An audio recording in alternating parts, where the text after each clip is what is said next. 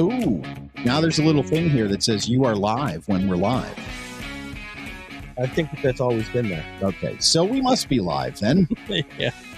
You are live watching the Sports Porch Philadelphia all over the world on Facebook, LinkedIn, X, Instagram. And no, not Instagram yet. YouTube. And YouTube. That's right. And we're going to drop the podcast right after the show, the Sports Porch Philadelphia podcast on the iHeartRadio app, Apple Podcasts, Spotify, or anywhere you get your friggin' podcasts. I ran out of breath. And, of course, I've got the Grand Schwabini over here to my right. Got Rube down below us. We're going to be talking football. We're going to be talking baseball. We're going to be talking all things Philadelphia sports. Mm-hmm. And what do you say to that, Rube? Welcome back. It's good to be here, boys. Thanks for having me. I'm excited. I'm kind of starting to feel more comfortable in my chair here, and thanks for the opportunity. There you go. So it's a Victory Monday. It is Victory Monday. So let's flash back to last week. Who did we predict would win game one? I did. Didn't I? No, you did not. Did I? I predicted the past. Oh, yeah. Never mind. And Rube picked Green Bay. And you picked the Grand Schwabini has a name for that purpose. Yes. That he can predict the future. That's right. And you did. Right. And so you are grand. It was a victory. So I guess we're opening the cover and going to page one here. Page one. That's right. Page Eagles. One. Rube says good, bad, ugly. Well, why don't you start us off with the good, Rube? Listen, Saquon was good. 3 touchdowns. Did he run for over 100 yards? I think he ran for over 100 yards. 109. Mm-hmm. Looked good. Looked healthy. I was a little scared at the end of the first half when he got a little dinged up. But very good. Very good start for Saquon. Yes, indeed. Yes, indeed. And, here's what I would say it was good. I'm gonna pick out a couple things. Number one, I'll tell you what, Quinyon Mitchell, our number one rookie corner, looked the part. He looked like he's a baller. He's a player. Now, look, it's just one game, so we're not going to get too carried away with it. But I felt very good with him on the other side of Slay. What do you think, Rube? Yeah, I loved when he talked smack after that first breakup pass that he had at the beginning. Yeah. It was beautiful. I love the cockiness. He was on the guy. He was right on him. And even the pass interference call against him in the second half, I thought was BS. I thought I'm 1,000 times more confident with him out there than Bradbury. Yeah, well, he's not afraid at all. Not a little bit. Another good I'm going to give you. How about Zach Bond? Yeah. How about Zach Bond? He was the only. I think he might have been the only defender that got on the plane that night, besides Blankenship and besides Quinyon. Yeah, well, he had 15 tackles, 2 sacks. Yep. Including sort of the game clincher at the end. Yeah, he was all over the place, and he's a guy that Vic Fangio went to Howie Roseman and asked for. He was just sort of a situational pass rusher on the Saints, I believe, last year. And Vic Fangio loved him. And look, he came to play. He really looked good. I also would say I'm just going to put this as a positive in an overall sense. I thought Nakobe Dean looked pretty good. Now he's got to catch that ball, the easy pick six. You got to catch that and you got to run that in.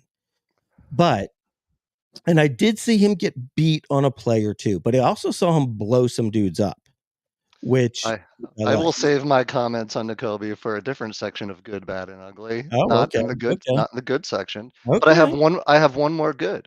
Good. Does Devontae drop anything? He's amazing. No, Devontae Smith is awesome. AJ Brown is awesome. So yeah. I mean, a lot of good in the game. Also, was another good one. Mekhi Becton played very well at right guard. I saw a bunch of, I don't know if you look at a lot of Twitter, but Brian Baldinger is always doing evaluations of offensive linemen, and he was breaking down Mekhi Becton, and he was just bulldozing people. So maybe he just sort of found the right spot. Maybe he just isn't an NFL tackle, and he could be a great guard. So it's another, Stoutland University, hard at work. Stoutland U. I love it. Yeah, I think a lot of good for sure. All right. So what are some bad things? What was happening that you found disturbing? Well, disturbing. Yes. What was disturbing about this victory? I'll throw a couple out there. Number one was the field was just awful. It was just I was thinking, is that ugly or is that bad? But it was bad. And Sod Father was back out of retirement. Sod Father was bad. It was bad for both teams. I mean, come on, we got to be better than that. The NFL has to be better. They only care about money. They don't care about the conditions of the field. Yeah. Oh, by the way, Schwabi. Yeah. So I couldn't help but hear one of the quotes at the beginning of the game saying, "We are now playing this game in Sao Paulo," which you referred to last week as a whole, the biggest city in the Southern Hemisphere. So a lot of folks down there. That big following. We're going to send you to geography class. I never really. I never said that I was a cultural guy. Yeah, like out in the middle of nowhere is, I think, what part of the quote it is. was. It's all the freaking people that are all together out in the middle of nowhere. Really? All 20 million of them. If you think about it, that's the whole Earth. Yeah. So. All right. So what else was bad, Rube? Because the field, I look at the field and I'm like, what do you expect? It's not a football field. It's not an NFL stadium. They don't have a grounds crew, like I think some stadium crews in the NFL, some teams, they take pride in their turf. Right. They really do. And then, so that to me doesn't qualify. That something, what about the game bothered you or was bad? I'll tell you one thing for me. And now Hurts ended up with 278 yards and 2 touchdowns, but he did throw 2 interceptions. And they were bad. And they weren't great. I saw the highlights of that, and they weren't great interceptions. And there were 2 more that could have been intercepted. That could have been. And he did not rush for a whole lot, but with Barkley getting over 100 yards, he doesn't really have to if that's going to be the case. So, what was bad about anything bad about the Eagles' performance? Anything you didn't like? Yeah, I didn't like third down defense, and I did not like the chunk plays. We gave up a lot of big yardage, big gain plays, and that's so frustrating. So my bad essentially was the defense held us in the game in the first half. In the second half, they tried to give it away. Didn't breathe on the quarterback, big chunk plays. I think we still got some things to work out on defense. Sure. So I'm calling it a bad effort. Well, I'll agree with you on. I'm going to say with the exception of Zach Bond, the pass rush was awful from the defensive ends. I mean, you're talking Josh Sweat, Bryce Huff, and Nolan Smith. I don't think any of them got anywhere near the quarterback. So that was that's a problem as I see potentially moving forward. Hopefully they'll come out and play better, against an Atlanta team that's not nearly as good next week. But we'll see. That to me was concerning. I would also say, here's the thing: the Jalen Hurts thing is a tough one because, look. In the grandest scheme of things, he can't play like he did on Friday night and have us expect to win a Super Bowl. We're not going to win if he plays like that. Okay. Really, forget about the 2 interceptions that didn't happen, which were bad throws, because look, that happens every game. Sometimes people just drop them, just like Nakobe Dean dropped the one right in his bread basket from Jordan Love. But the 2 that he threw were really head scratching type throws. The first one, you're practically in your own end zone and you're just going to throw it into like triple coverage. you should be better than that in your fifth year, I would think. And then the worst one was, it's late in the game. You kick, you throw the ball away and you kick a field goal. You're up 8. And, when you're up 8, you feel pretty good, like you're going to win the game. And then he tried to play hero ball and tried to throw the ball to AJ Brown in the middle of the end zone, going back against his body, throwing to the middle of the field, which is a no-no. You're not supposed to do that. So, that was bad. I mean, those were bad decisions. So I would take you one. I would take you one further, Schwabi. I thought it was downright ugly. When I think of ugly and that ball he threw against the grain, that's a rookie throw. That's terrible. And the first one, I agree. Just ugly, terrible throws. And we expected rust, right? We expected some rust, but goodness gracious, to be part of 3 turnovers. Jurgens was one of them. Right. But man, he threw some yeah. He's just maddening. He's maddening. He'll throw those passes and then he'll go on a 6-minute drive where he's pulling people for first downs. Right. I agree with you. We can't win like that. Right. So, I mean, here's the thing. So, the other side of this too is like, if we want to bash him for the bad plays, we also got to give him credit for the good plays. I mean, the pass he threw to Saquon Barkley was a perfect ball. Couldn't have been placed anywhere else. It was perfect, right on the money. The AJ Brown touchdown was a perfect ball, right? Just took him right away from the defender and opened up the whole field for AJ to run in for a touchdown. And when the game was on the line and there was 6 minutes left to go, and the objective was not to give the ball back to Jordan Love, he had that incredible run where he basically pile drived 2 guys for 5 yards to get a first down.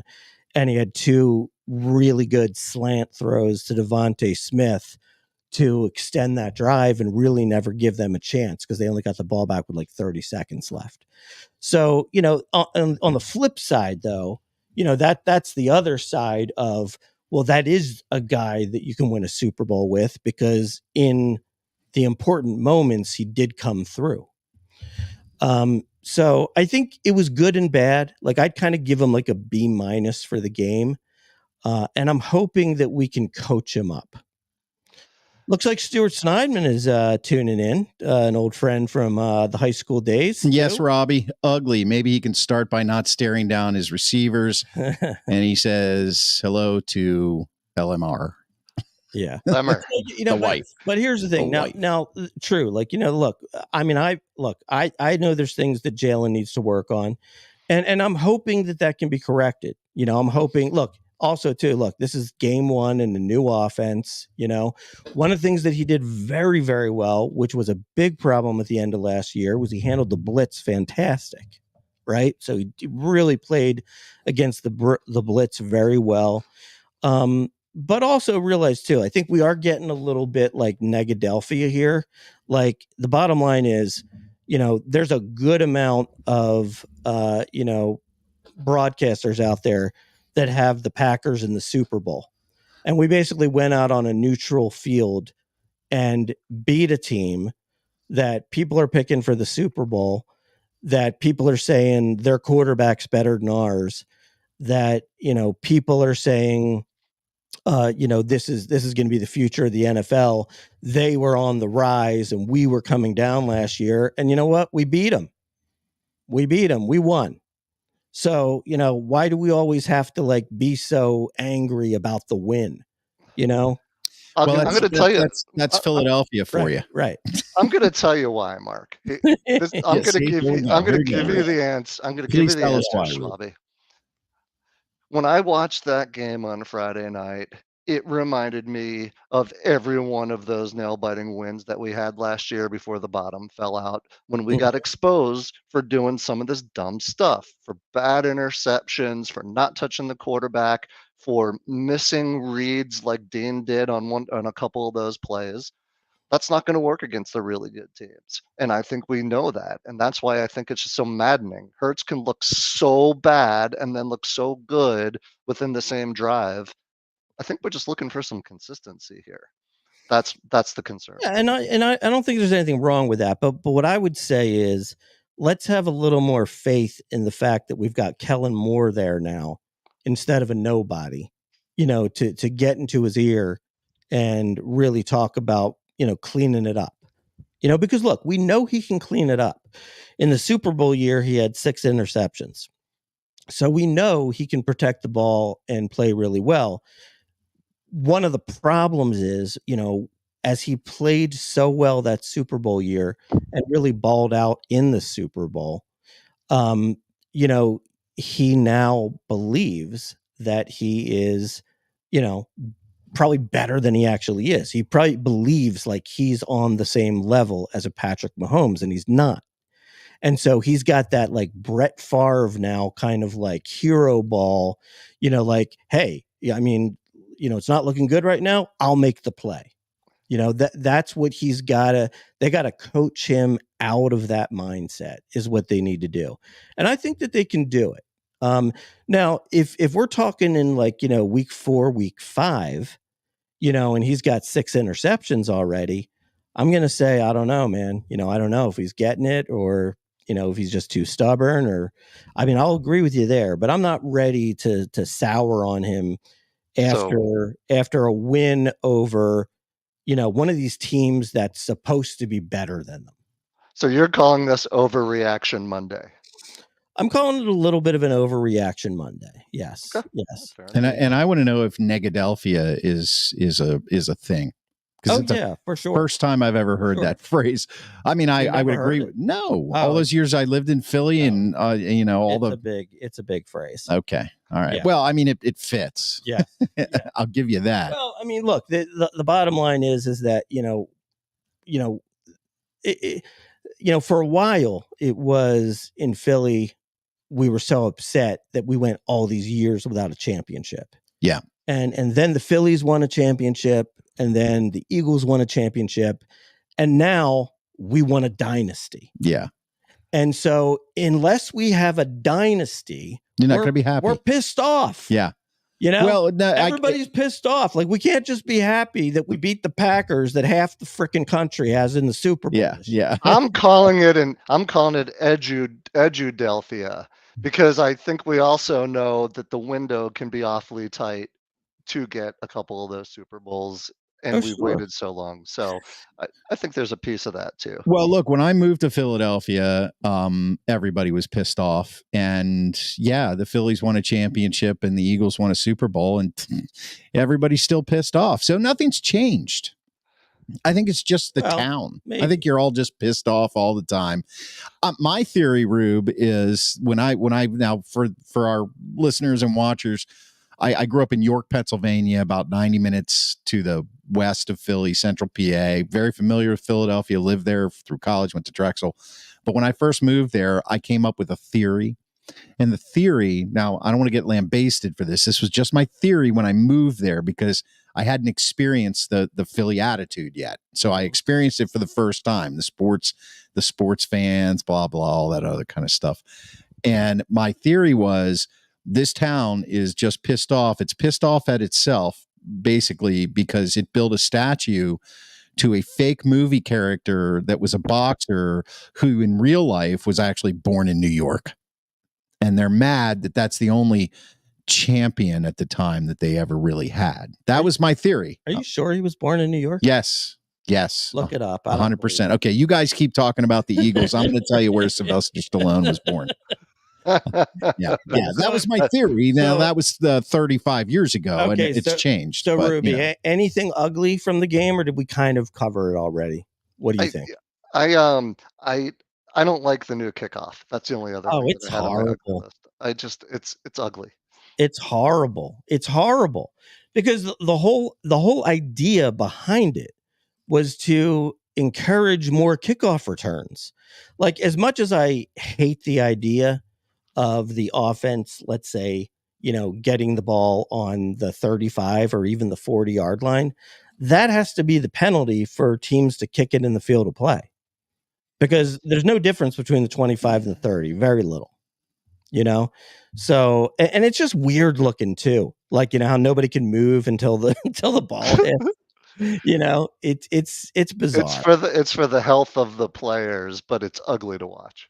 Yeah. Sylvester Gardenzio Stallone was born in the Hell's Kitchen neighborhood of New York City's Manhattan borough on July 6th, 1946. Wow. Thank you very much. Wow. Just thought I'd. But he did turn to Philadelphia to make him a star. Well, he wrote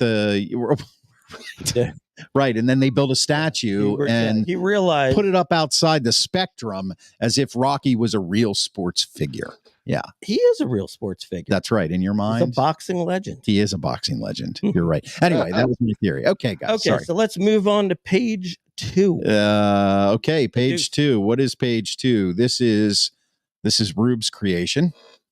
Domo arigato, Mr. Lovato. Domo. So listen, we did our 10 most irreplaceable Eagles a few episodes ago. 2 to be exact. Yep. By the way, Rube, how do you feel about not having Saquon Barkley on that list? I don't want to overreact in week 1 yet. Okay. Only yeah. But Jake the Snake, he was solid. You can't go wrong. Listen, I in all seriousness, this guy's solid. He puts the ball where it needs to be every time. And because we were going to do this segment this week, I specifically was watching exactly where the snaps were going. It was perfect. It's a difference between winning and losing sometimes. Domo arigato, Mr. Lovato. I'm a big fan. I'm gonna still say I'm gonna give him a B for the week. Because he did not record a tackle. He is a special teams player.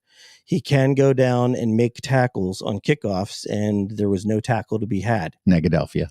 Yeah. There you go. So, to Negative Town. All right. Got it. Show up on the stat sheet. Yep. Lovato. Hey, yo, Adrian. All right. Page 3, buying or selling. What is this all about, guys? Well, let's have Rube explain it because this is Rube's baby. Yeah. So a few questions after week 1 in the NFL, and I'm going to ask you guys both. I didn't prepare you for these questions, and I want to see what you're saying. So I'm going to ask a question or make a statement, and you're either going to say, I buy it, or I'm selling, and why. Are you ready? Okay. All right. Ask Schwaber first. Hit me. All right, Schwabi. Number 1, Jalen Hurts throws for less than 15 interceptions this year. Buy or sell? I'm buying because I do believe that they are going to work with him on that, and he's going to keep it in better check this year. I buy. Even with, I'm already down 2, but I'm buying 13 the rest of the way.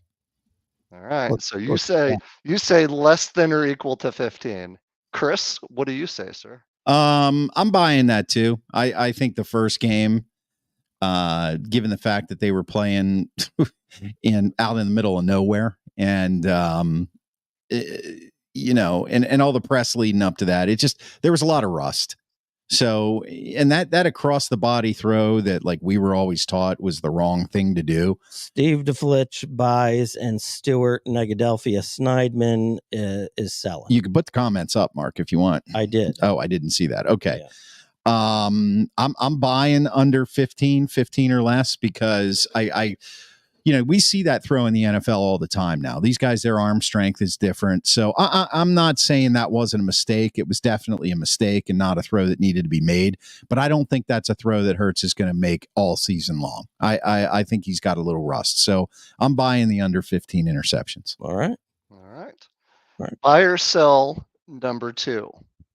Saquon Barkley rushes for more than 1,200 yards this season. Buy or sell? I buy. I think the only thing that prevents it is injury. Yeah, I'm right with you, Schwab. That's it. I mean, there's no reason why he can't. I mean, obviously, it's interesting because Saquon is one of these guys who we all knew he was incredible in college, right? And then when we watched him in New York, we were kind of like, is he really that good? I don't know. But, New York is so bad. There's no offensive line. They don't have any receivers. It's like you designed the entire defense to stop Saquon Barkley when he was a New York Giant. You basically put Yeah. 8 in the box and that's it. So the fact that he would, barely get over 1,000 yards, I don't think it was really truly indicative of what kind of player he is. Now, look, being on the Eagles is, no matter who you are, is going to make you a better runner. DeAndre Swift goes over 1,000 yards. And some others as well, I'm sure. Miles Sanders goes over 1,000 yards, right? So, part of being with that great offensive line is it helps you a lot. But I think kind of a combination of Barkley's talent plus the talent on the offensive line, I see no reason, barring injury, why he can't get to over 1,200. Steve DeFlitch says 1,500. Yeah, Steve's watching on YouTube. Go ahead. I will take that bet. Chris, what do you say? Yeah, I'm going to buy that as well. Seidman buys on Saquon as well. Yeah, I'm buying on Saquon. His rookie year was ridiculous with New York. His second year was great. Then he had his injury the third year. The fourth year, he only played 13 games, rushed for 600 yards. I think he was injured then too. In 2022, he had 1,300 yards rushing, played 16 games, all 16 games. And then last year he played 14 games on a horrible team and got just under 1,000 yards. The Eagles line is worlds better than the Giants line. So if he doesn't rush for 1,200 yards, they're not going to go very far in the playoffs. I don't think they're going to go very far. I think he's just destined to have that. Gosh, I hope he stays healthy. That's the one thing that worries me. That's it. That's the only thing. Yeah, if he goes down, it's a game over. So, all right, next up. All right. You got to make these questions a little harder. I'm agreeing with Schwab on everything. These have been pretty easy. I mean, we know you're new at this. We get it. We totally get it. But I mean, come on, just dig in, Rube. Dig in. Well, let me. All right. How about this? I'm going to go off script. Okay. 2B. Saquon has more rushing touchdowns than Jalen by herself. Yes, I think he will, because I don't think they're going to risk Jalen as much with a back like Saquon there. So I think that you're going to see Saquon rushing touchdowns at the 1 yard line instead of the tush push in. Yeah, well, and the tush push that's kind of old now too. I mean, it works. I guess. Yeah, it works. Yeah, but but think of it this way. I mean, I believe. Correct me if I'm wrong, but I believe that Jalen Hurts either leads or has the second most rushing touchdowns in the NFL the last 2 years. I think last year he had 15. Yeah. So that's a lot. That is a lot. But I also I'd be willing to bet. I don't know for sure, but I'd be willing to bet that 7 of them were tush pushes. So no, I think without that, without that, he's going to probably score about 8 touchdowns. I think Saquon will score like 9 or 10. Yeah, as far as rushing goes, last year he had 15 touchdowns. He's had 10, 13, and 15 the last 3 years, and the tush push really kind of came into being in 2021. So, yeah, I mean, I think that's a tougher question though, Rube. Yeah, I think that I like the growth group. Yeah. I'm working on it. Thank you for encouraging me, guys. It's happening right before our very eyes, Schwaber. Next question. No, I'm gonna. I'm waiting on Chris. It's funny. I still have to agree with Mark on that, just because I think that was the purpose of bringing in Barkley, is that we can take that pressure. We have a proven runner, and we could take the pressure off of Jalen so that we're not putting him in harm's way as much, and he doesn't feel the need to take off and run all the time. We can institute more of a running game and maybe an RPO and that kind of stuff. So I think I'll tell you what though, when I was looking at Saquon's numbers, let me just pull these up real quick. I'm going to go back a couple pages when we were talking about Barkley and his rushing yards.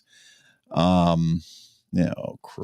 Hey Chris, while you're looking for that, I'll fill the time for a second. Go for it. I think I don't think the tush push goes away. I think it actually gets better because you have a dude that squats 600 pounds pushing another guy that squats 600 pounds, and they're going to be even better at it. Maybe, I don't think we lose much without Kelsey. I don't think know. Jurgens' a guy can do it. I don't know.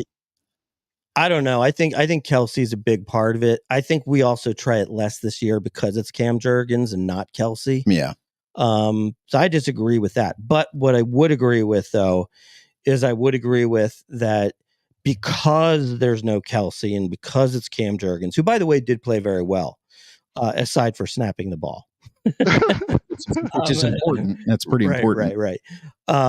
But you have to have Goddard and Saquon pushing. You can't have anybody else pushing. Like, you need your big dudes pushing because we don't have Kelsey in there. Okay, so Barkley's, the year he had the most touchdowns, his most touchdowns in a season was 11, and that was in 2018. The second most was 10, and that was in 2022. The rest were all single digits and a lot lower. So I don't know. That's tough. You know what? I might just push on that one. They could be equal. Because I can definitely see it's not buy, sell, or push, Chris. It's buy or I know.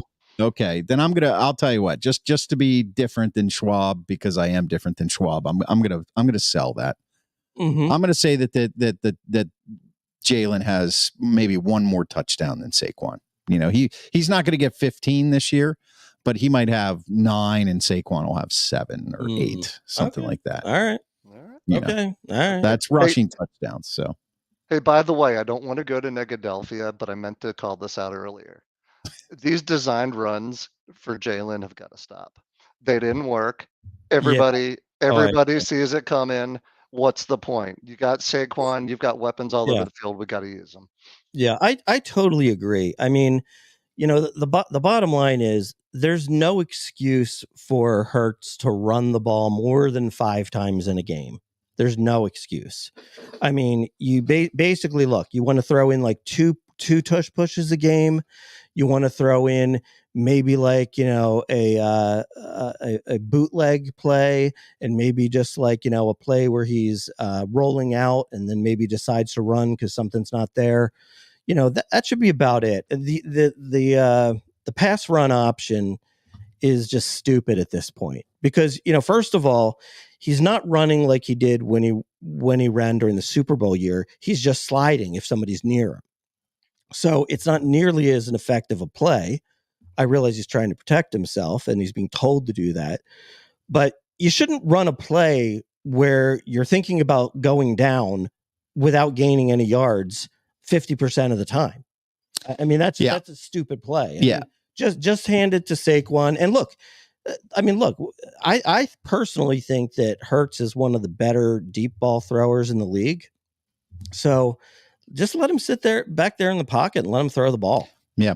I agree. I don't like the designed runs for him either. I think that's why you have Saquon Barkley. It's enough. You do it when it's like a total surprise. Like you don't do it the entire game.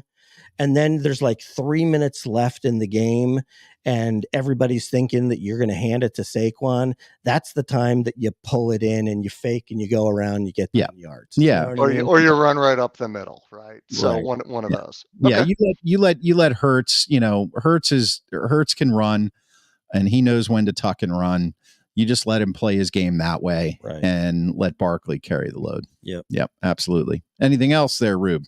No, are we ready for buy or sell number 3? Yeah. Sure. All right. Number 3, the Eagles sack total less than last year. 43 sacks last year. Where did that rank in terms of the league average? Was it like right around the league average? Last year, I do not know. I just looked at our number last year and said we're not gonna have as many sacks as last year. Well, I'll just say I buy that. I'm buying that. I don't know. I'm not 100% sold on that. I'm going to say I'm going to sell it. I think, and I'll tell you the reason why. I think we're going overreaction here. Look, Josh Sweat, nowhere to be found, but he's probably good for, if he stays healthy, 8 to 10 sacks.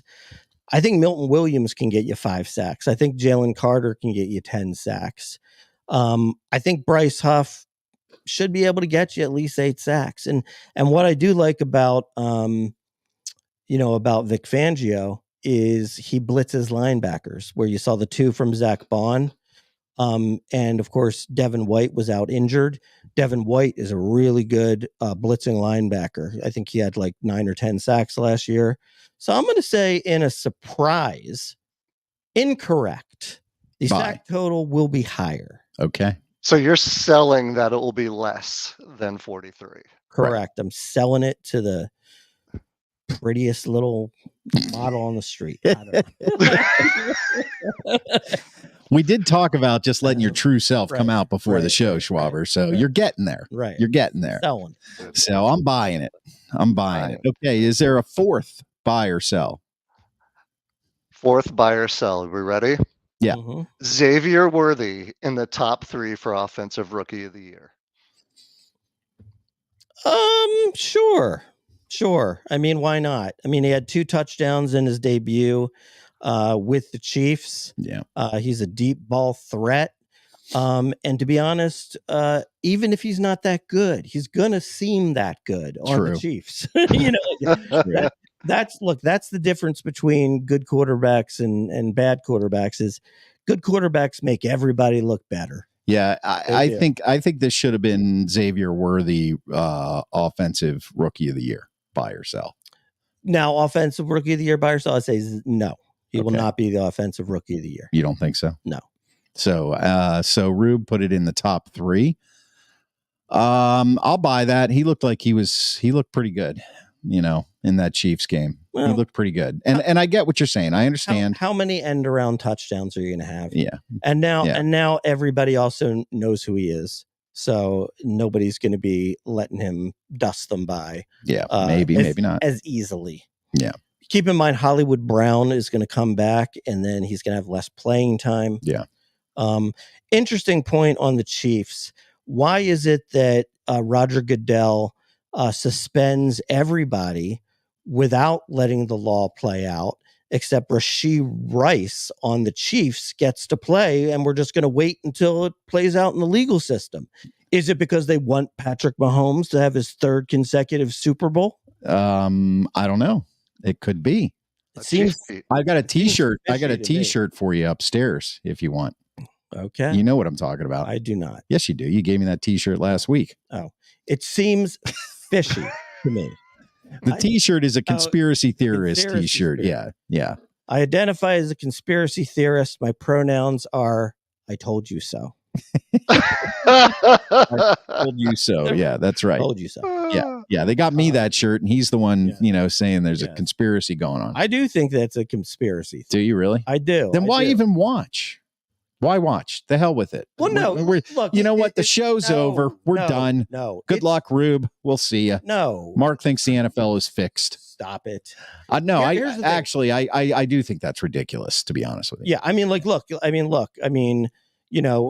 what's his name? The guy with last name Rice. He punches that girl in the elevator, and he's out of the league. Yeah, I know. This guy gets into a whole heap of trouble, and it's like, yeah, we'll play. Yeah, we play.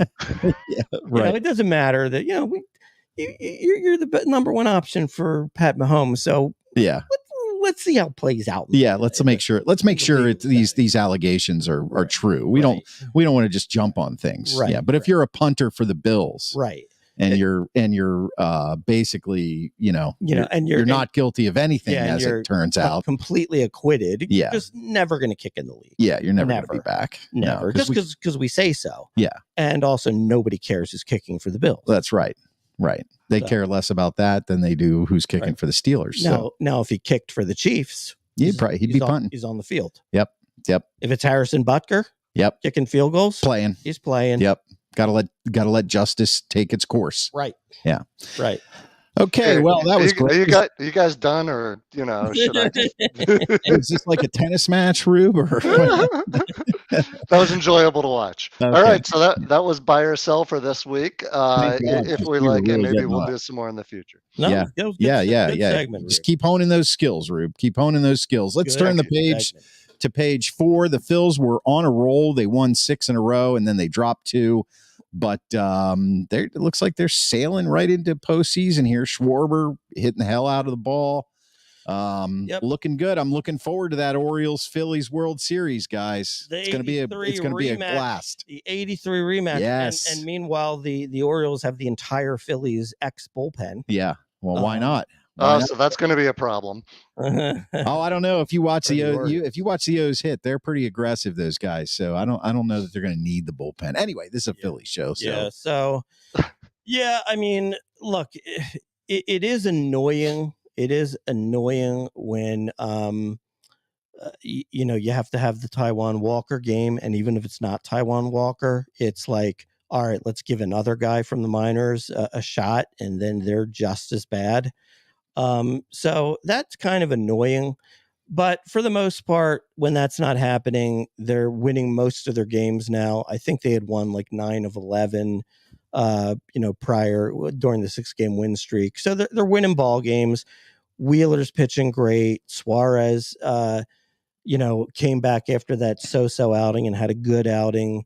Sanchez is pitching well. Nola, not so good the other night, but overall very, very good. I looked it up as far as starting pitchers in the National League. I believe the Phillies have 3 of the 5 top ERAs with Wheeler, Nola, and Sanchez, and Suarez would even be in there if he had enough innings. Right. So, starting pitching is really good. Bullpen, I think, is really settled down and really good at this point too. I love Hoffman. I love Strom. I like Estevez. So yeah, I mean, I think I'd still like to see some Harper Power come back. They were talking about sitting him for a little bit to kind of get him right for the playoffs, but I think he just wants to try to play his way through it, and maybe that's the right thing. I don't know. But we'll see. I don't like that, Schwabi. I think we give him a week off and see how he feels. It's, when's the last time he's gone 21 games without a home run? Yeah. He's hitting the ball well. He's seeing it well, but it's not. He's hitting, yeah. But gosh, man, a healthy Harper in October sounds a lot better to me than a so-so Harper in September. Yeah, I don't disagree with that. And you'd rather rest him sooner rather than later, because he's going to, if he takes 5 or 6 days off, you want him back and in the groove for the playoffs. And that's coming up. That's 3.5 weeks away. It's not that far down the road. Maybe what they're hoping is, we got a series coming up with the Mets. And maybe we're hoping, like, if we could sweep or take 2 out of 3 or 3 out of 4 from the Mets, that might make it almost insurmountable for somebody to take the division or a first round bye. And maybe at that point you rest them. But I think they still sort of look at it like it's not completely over yet, even though we think it is and it seems like it is. I mean, look, they've got a 7-game lead, and I believe they have 7 games left with the Mets. So it's not completely over yet. Right. So I think that's why he's still playing. Yeah, I don't think you can. It's not at the point where you can mail it in now. Right. It's right on the cusp though. And I think that they may have also learned prior, when they just said, you know what, JT, get some surgery, come back in 2 months. Hey, you know what, Ranger, get your arm right, take a month and a half off. And that's when they really started to slide. So maybe now it's like, hey, look, it's September. We need to play baseball. Yeah. Yeah. What do you think, Rube? You've been watching for a while. I think from a pitching perspective, very true. I feel good about our top 3. I like Sanchez as our 4.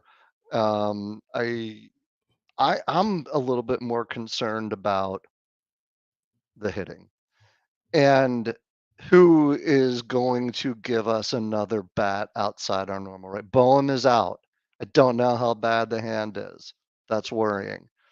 I don't know, outside of Casty, I don't know who else in the outfield is going to hit. Is this Austin Hayes for real? Speaking of Baltimore guys, Chris, he gets hurt. Now he's got a kidney infection.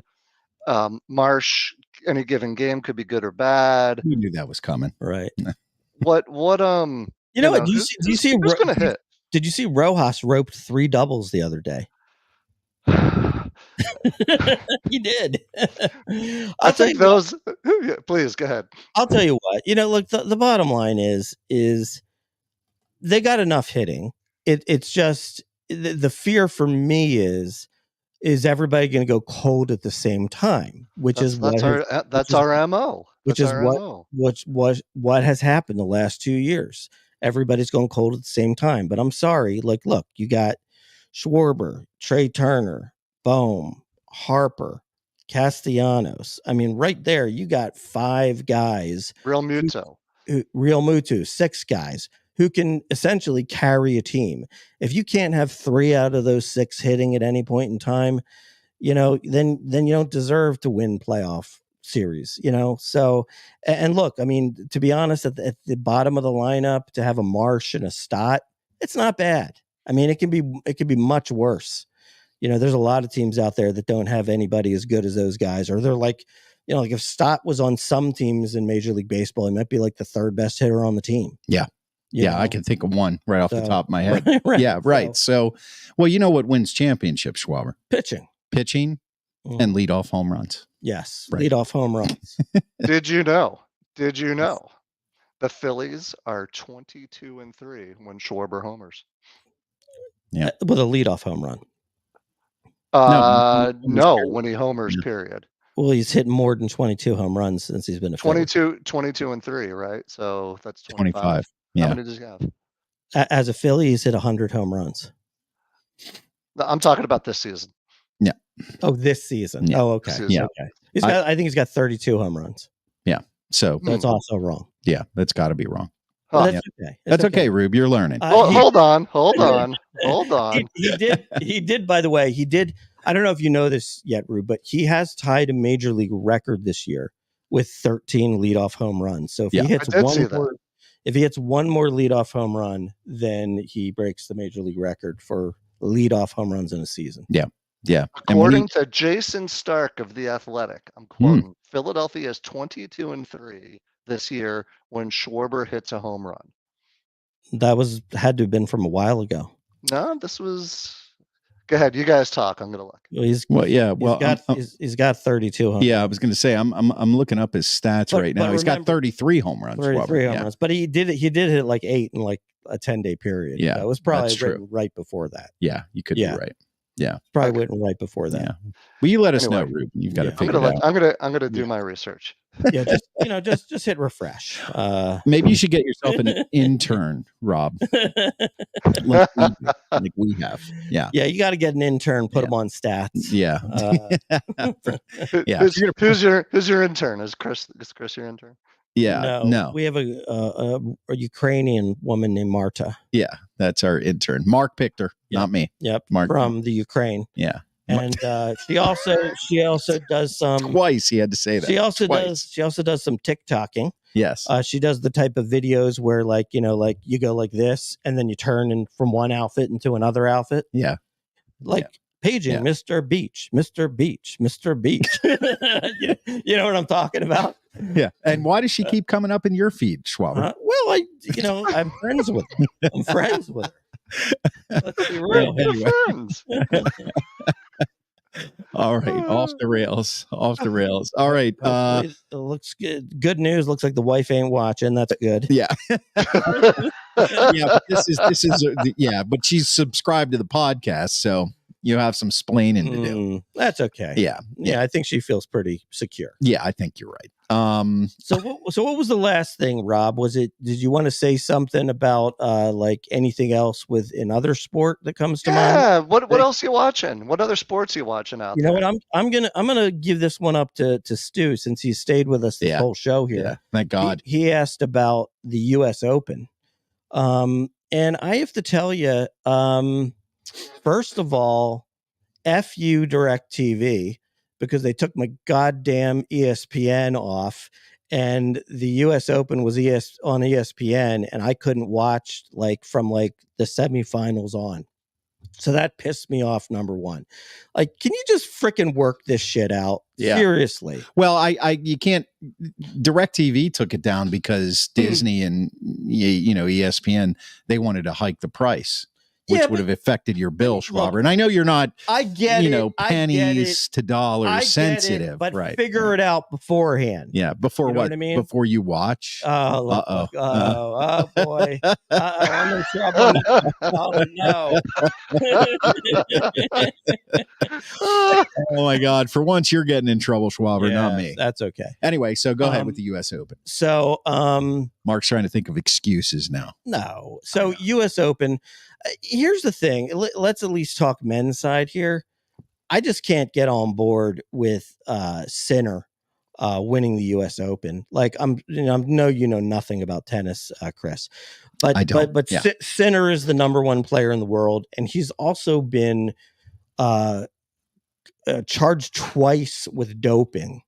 And I have no idea why he's still allowed to play. Well, I mean, his name, first of all, Sinner. should be warning enough. Yes, right. Yes, he has sinned many a time. Yeah. So just the fact that like this dude is like playing and winning, I don't understand it. Like, I think, when Maria Sharapova, like when she took like some medicine that was like just designed to like, help with some disease or something that she actually had. Yeah, she got flagged. She got banned for like 2 years.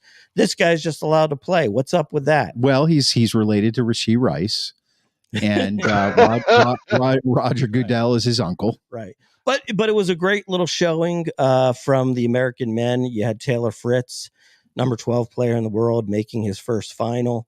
But to be honest, I don't know that he's the kind of guy that's going to get back too often. So, and TFO, also known as Foe, he's a big LeBron James is a huge fan.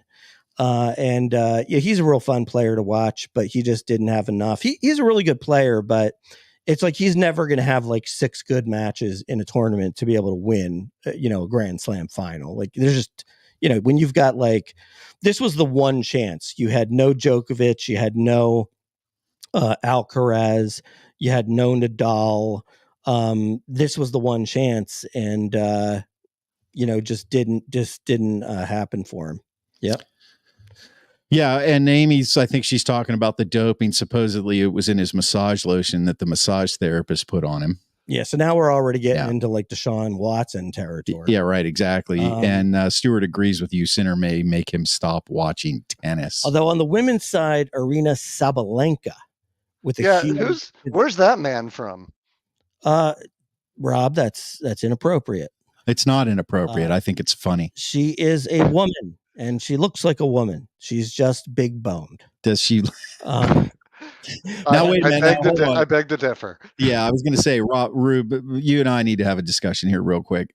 Okay, so, because I don't know who this person is. Yeah. So, really, she looks like a man? No, I want to hear Rube. I want to hear Rube. I don't want to hear your political. I think the way she walks and hits, and to some extent her facial features do look manly to me. Okay. I know she's not. I think some may find her quite beautiful. But holy cow, she hits the ball hard. Yeah. She does. Yeah. So, Chris, I just want you to come over to my screen here for a minute. Okay. And you're going to show me. Yeah. I mean, what do you think? Man or woman? I'll show you some others. I think she looks like the Joker. I'll show you some others. Yeah, that's manly. That one's kind of manly. Okay, I'm with Rube on this. But she's a very good tennis player. She's very good. Yeah. Okay. All right. So good enough. I have one more for you that you must see. The FCC. The beauty is this is the internet. Stuart. I want you to say now if this is okay. Hold on a second. Man or woman.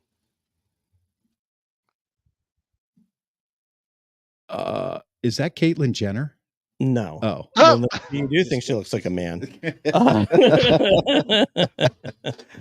All right. Anyway, we digress. How about you, Rube? I guess you're probably watching some college football that none of us care about. Yeah. Let's. I'm a big college football fan. My Tennessee Volunteers are 2-0. You can see the orange and white checkerboard blanket from that Grandma Jay made me on the sofa behind me.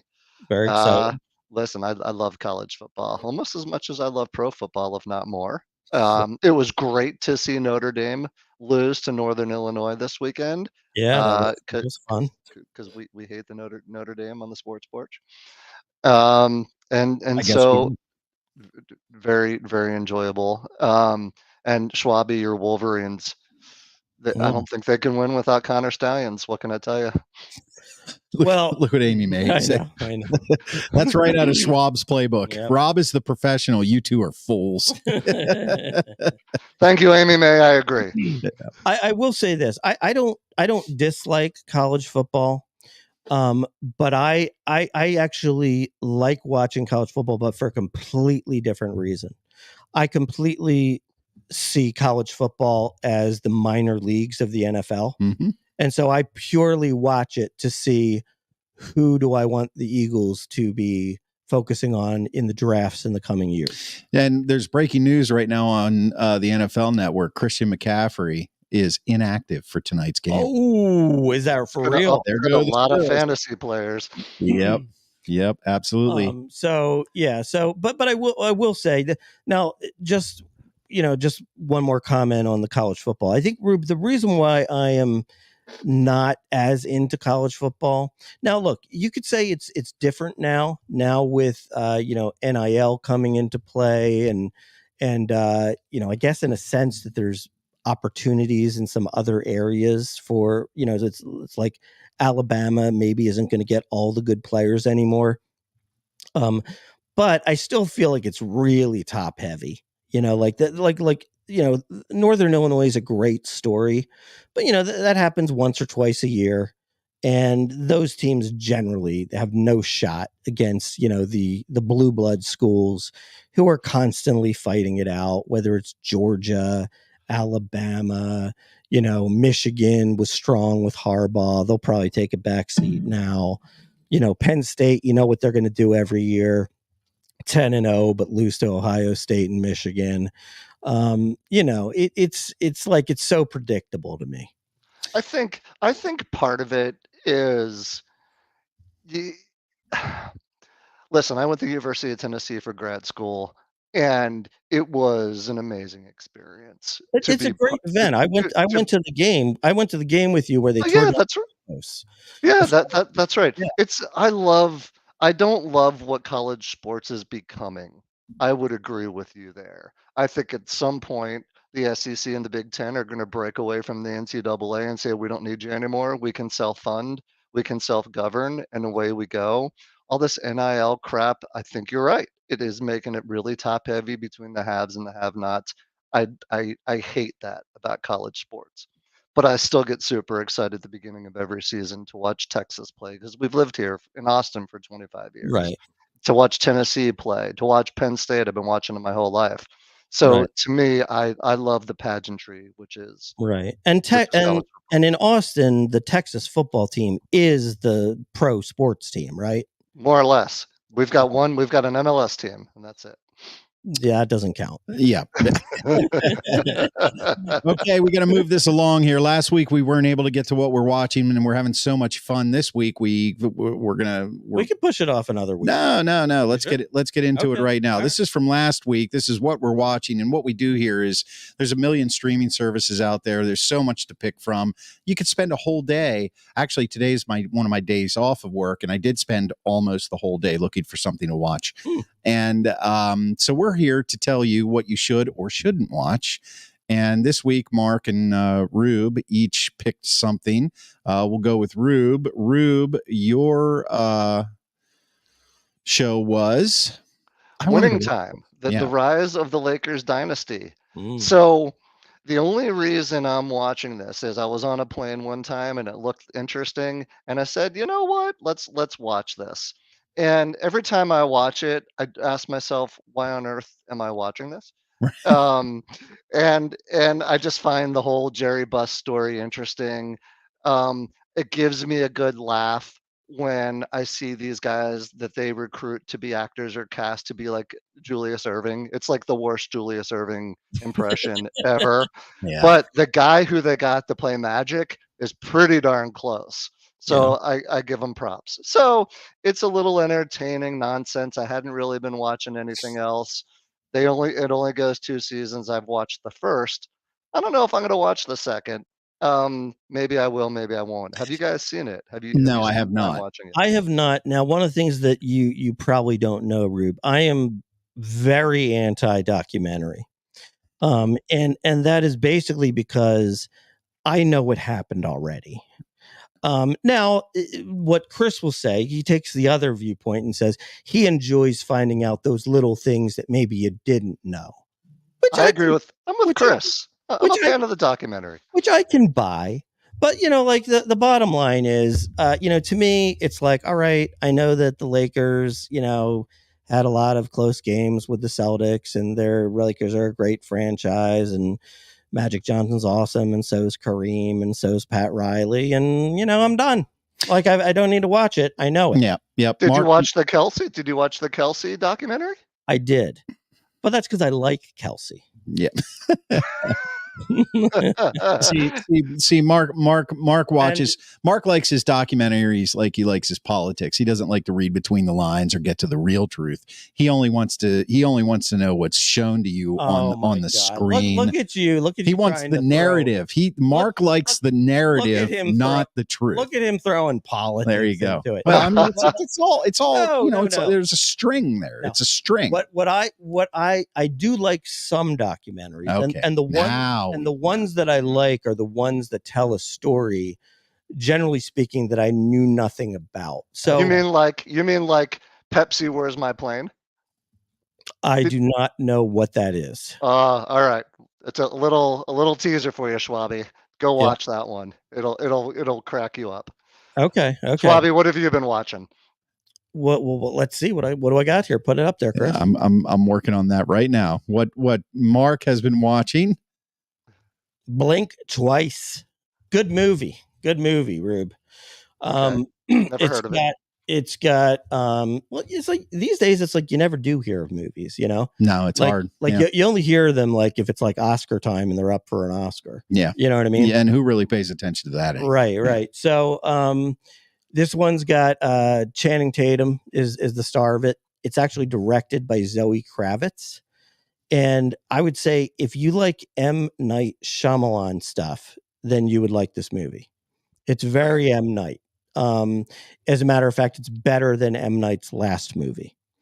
Which you reviewed. Which I reviewed. And you did not. It was not that good. Yeah. So essentially what this is, Channing Tatum is a billionaire. And he one of the things that his company has done is it's created this product that sort of like that basically makes people forget. And so what they end up doing is he and his kind of like his executive team of horrible people, they constantly like bring people to a private island that he has bought, and they take advantage of all these people. Does this sound familiar? Because the next night, because when they wake up in the morning, they're not going to remember what happened. So Jeffrey Epstein had this. They just wake up in the morning and and he's like, "How are you doing today?" And they're like, "It's a beautiful day." Yeah, I love your island. But of course, somehow they get onto it a little bit, and it's fun. It gets a little crazy. All right, Blink Twice. Yeah, you saw that in the theater too. Yeah, very suspenseful. Yeah, very suspenseful. Yeah, what I think is great is that Mark actually still goes to the theater by himself to watch movies. I do. I enjoy it. I really much. do. I think it's incredible. To me, actually, you know what? For this one, Blink Once, it was just me. Yeah, you and that's what I try to do. I like to go to the movies first thing in the morning. Like I'll see the 10:15 show, and it's usually just me, or there's less than 10 people. Yeah, you and Paul Rubin. You got it. You and Paul Rubin. Who's Paul Rubin? Who's Paul Rubin? Is that the dude with the Pee Wee Herman? Yeah. All right. You're a despicable human being. If I can't get that out of Mark at least once, we haven't had a good show. That's right. All right, guys. Thanks for watching the Sports Porch Philadelphia, the Sports Porch Negadelphia on Facebook, LinkedIn, YouTube, X, all over the world. And of course, I'm going to drop the podcast right after the show on the iHeartRadio app, Apple Podcasts, Spotify, or anywhere you get your podcasts. Your friggin' podcasts. And you can also follow our channel on YouTube at Philadelphia Sports Porch. We'll catch you next week after another Eagles victory. For Rube, the Grant Schwabini, I'm your technical director. I'm out. Thank you, Stuart. You guys have a great week. Thank you, Stu. Hope you enjoyed it. Bye, guys. All right. Jablons.